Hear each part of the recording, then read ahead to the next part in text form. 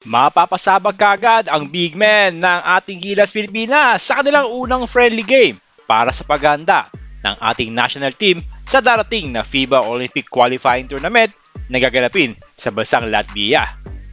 Ang Gilas Pilipinas ay sisimulan ang kanilang paghahanda sa isang bubble camp setup sa Inspire Sports Academy sa Calamba, Laguna, kung saan 3 araw silang mananatili doon upang magsagawa ng team building at magpakondisyon bago lumipad patungo sa Istanbul, Turkey sa June 25.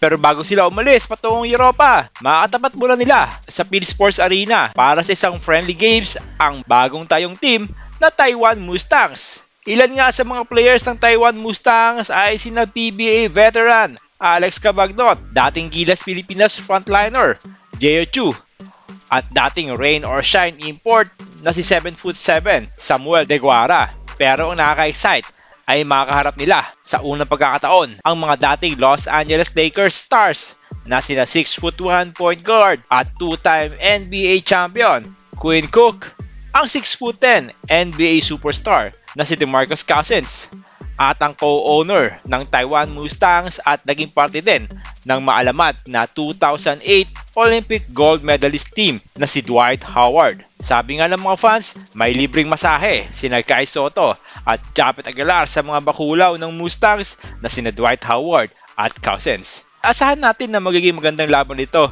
lalo't importante na may makaharap tayong team na may matatangkad na players dahil ang mga kalaban natin na Latvia at Georgia ay matatangkad din.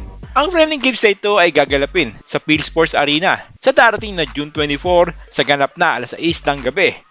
Ito ay free admission para sa mga gustong pumunta sa venue.